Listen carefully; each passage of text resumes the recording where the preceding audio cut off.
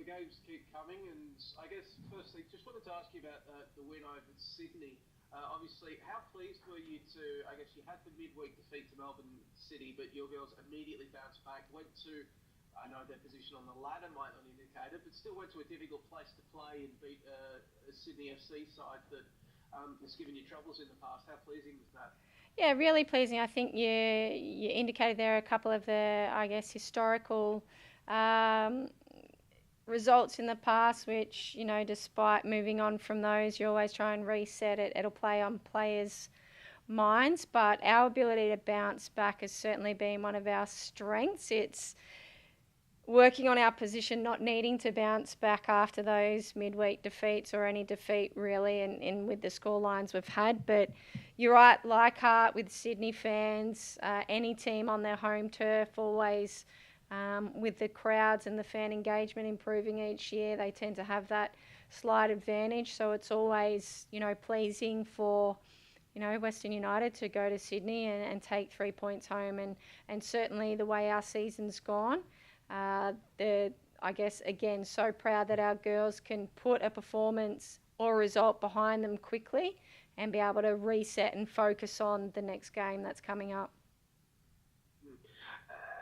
Looking at the table right now, you've been able to move up to fourth on the ladder, really sort of establish yourself there in the race for the playoff places. Do you feel like you're now in a position where you can sort of look to maybe springboard up the top and look to see how you can start overhauling the likes of Melbourne Victory and Adelaide United as well? Yeah, and I think that's going to be critical, more so out of what the fixtures given us over the next couple of weeks. It will be that I think the top six all play each other, so there's certainly an opportunity where you see a bit of movement in that part of the table. But then, given the results on the weekend as well, say Wanderers and Brisbane, and Sydney and the like, they're still in a position that they're competitive and they can take points off the top as well. So every game is an opportunity for 3 points, and that's what we focus on. And what is particularly asked about the form of Chloe Lagazzo? She's been finding the net with regularity as of late. Maybe looks like she's also had a firelit under her when the Matilda squad came out without her in it. What is has that helped her form, and what else, if anything, do you think has helped her find a particular purple patch at the moment? Yeah, I think that's the consistency for Chloe. Like her start of the season was a little bit interrupted. She had a wedding, had that early call into the Matildas, had that knock which she had to recover from. We know what Lagazzo's got in her locker. That her strength is obviously her physical capacities and what she brings as a leader. Very much her focusing on what she does well, and that's certainly given her the confidence to be in the form that she's got at the moment.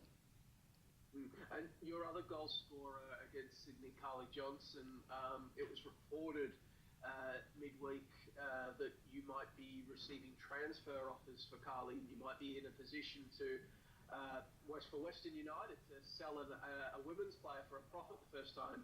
Is that the case? Is she potentially off somewhere? No, it's news to me, but it is a delight if we do have a player moving on. That's what, our ambition as a club is, to make sure we've got a platform where we're competing in the A-League, but also creating an environment that our young Australian players can fulfil that, I guess, their potential and reach the heights of leagues that are established a little bit higher than what the A-League is now. And if that's the journey for Carly, fantastic. Certainly support that, and that's a conversation as a club. The powers that be, if there is interest, they'll be having those conversations with the agents and the players. So it'll be news to me if that's the case. With Carly, how has she developed since you've arrived at the club? What have you seen from her? How has she been able to lift her game up to the level it is now, and how much further do you reckon she can take her game? Yeah, well, it's hard to put a ceiling on a player like Carly, especially the development we've seen in the last 18 months. Look, Carly made a decision to leave her home state and get herself in an environment where there were opportunities, and that was here at Western United. At the same time, over that 18-month period, she was a member of the under-20s cohort, which she would have had access to environments with that young Matildas as well as the future Matildas.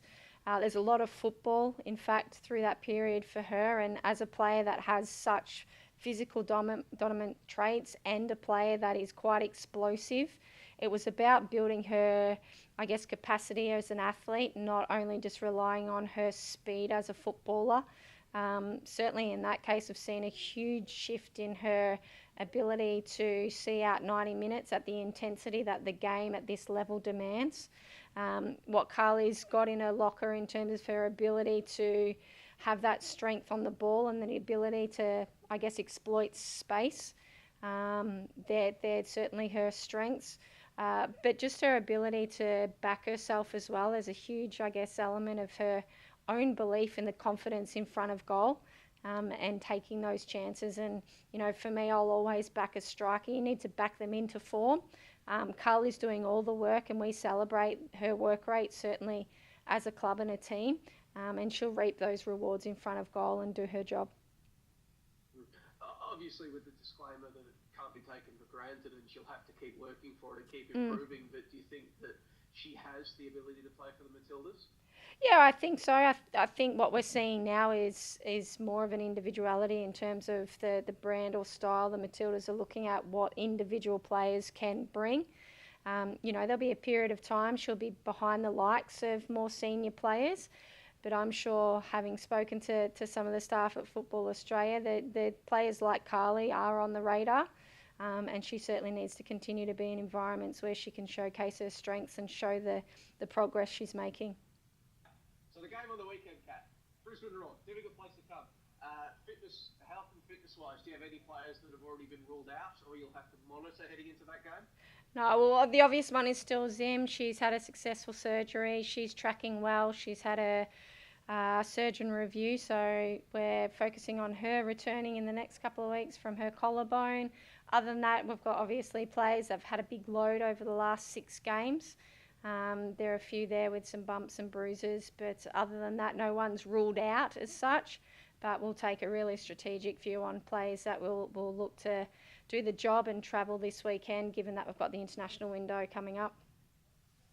I guess especially for a player like Zim, does this international break come at a really good time, and especially considering that we sort of played through the last one, this is an important opportunity for maybe some of these banged up players to just take some time to rest and rehab? Yeah, absolutely, and I guess that's what happens within a season. You look for those periods where you can deload some players, but there's certainly the opportunity where players haven't had the minutes that their program can ramp up. So, working collaboratively with our HP and our med team to make sure that we've got players in a position that can perform the back end of the season.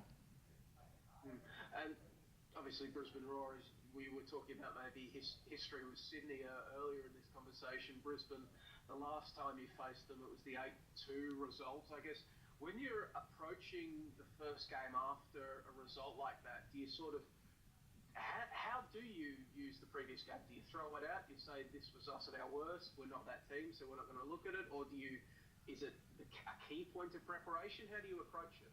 Oh, you look at obviously what Brisbane were able to do given what space we were in as a team at that point, but the point you made there about that wasn't us at our best. It's certainly not the way we're playing football now, so that game was put to bed pretty quickly. We've certainly moved a long way from what we felt let us down in that game, so we're going to hone in on what strengths we have now as a team and make sure that they're leveraged within this game against Brisbane. But obviously make sure we're very aware of what vulnerabilities or threats they pose and ensure we're prepared to cover those as well. And Brisbane, their recent form, not what they would have been after. They're getting hit by quite a few injuries as well. What have you made from them, and what do you think the threats are that they'll bring to this game on Sunday? Yeah, over the last couple of weeks, it hasn't looked like they've changed too much of their formation or the style in which they want to play the game. Obviously, as you mentioned, they've got some players out that were typically dangerous in their moments 1v1, but that's not to say they don't have the depth in squad where they can still play that type of football. Again, we focus on ourselves and ensure that our players are ready to do their job based on the plan that we have going into the game.